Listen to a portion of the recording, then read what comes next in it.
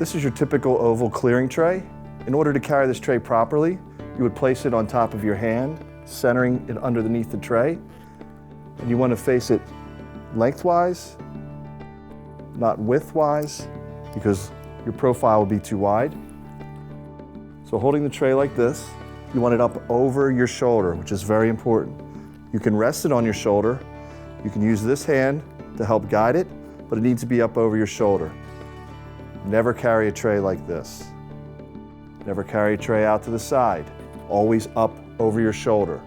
If you feel you need this hand to guide it, that is fine. If you want to put it up on your fingertips, if you're strong enough to do that, that is okay, but that is not necessarily proper, as long as it is up over your shoulder. Okay, when you carry your tray and you want to place it onto a tray jack, you would approach your tray jack so that the hinge is facing you. Do not have the tray jack like this or it will fold up on you. When you approach your tray jack, it is okay to kneel down or take a knee. Rest the tray on the edge of the tray jack, reach under with the other hand, and hold the tray jack and slide the tray onto the tray jack. When picking up your tray from your tray jack, you would do the same thing but in reverse. So you kneel down or take a knee, you would slide your tray off to the edge of the tray jack while holding it with the other hand. Be careful you do not get your hand caught in these straps. You want to get your hand under the center of the tray and stand up. The reason that we kneel down or lower ourselves to meet our tray jack is because if we have a very heavily loaded tray and we try to slide our hand out, it is very awkward. It is also very hard on your lower back. So that is why when you approach your tray jack, you want to take a knee and rest it down, thereby eliminating that motion of having to remove your hand from under the tray. And once again in reverse. So we're no longer having to do this. To reinforce what I was just demonstrating, now I have a loaded tray. As you can see, this is very high, so that it's going to be a little bit top heavy. It also may be very heavy. Between the plates, the food, and the plate covers, there's a lot of weight on this tray. It now becomes much more awkward. So in order to pick this up, I want to take a knee, I want to slide the tray off to the edge of the tray jack. Careful not to get my hands caught in these straps. I want to center my palm under my tray and stand up. Remember, this hand can be used for guidance. You can also rest it on your shoulder. As you get better and better at carrying a tray, you will not find you don't need to use this hand. You can even pick your tray jack up, walk to another part of the room, place your tray jack down, take a knee, place the tray back on the edge of the tray jack, reach under, make sure the tray jack is stable, and slide the tray onto the tray jack. After I have served my plates of food, I will have an empty tray. What you would do is you would flip it. And then when the next tray of food comes out, you would serve your entrees, or whatever course it is. You'll have another empty tray. Again, you would flip it. And you would go through this process until your tables are served.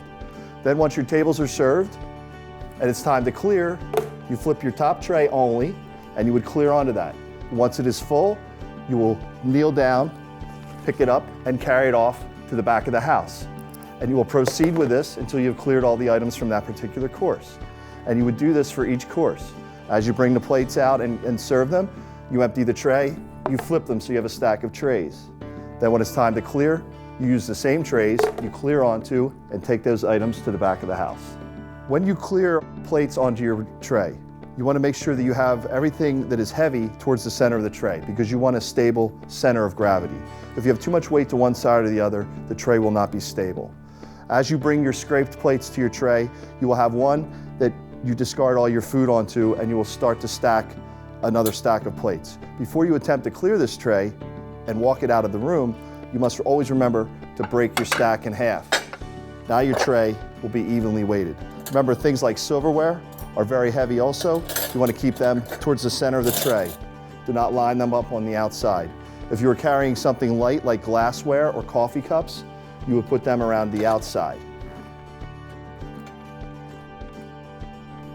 See, the tray is very stable because it is evenly weighted. So this is a do not. Remember, always keep your tray evenly balanced. If I leave all my plates stacked to one side or a lot of heavy items on one side and non-heavy items to the other, my tray is going to be very awkward, and I want to demonstrate that. In order to carry this tray properly, you can see how far forward my hand has to be. I am not under the center of the tray, and this is now very awkward. So a simple practice of splitting our stack is all you need to do to get that tray stabilized. Now my hand is under the center of the tray and it is stable. Most of us do not have trays like this at home, and if you've never carried a tray before, you're going to need to practice with something to get comfortable doing it, because the first few times you do it, if you've never done it before, it's not easy.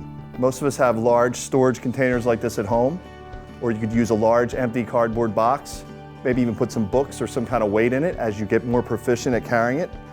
But just get used to putting it up over your shoulder and getting used to the feel of keeping it balanced. And then you'll be able to remove this hand and you'll be quite confident balancing it up over your shoulder on one hand. So any large flat item will work. Now we're going to talk about carrying small trays.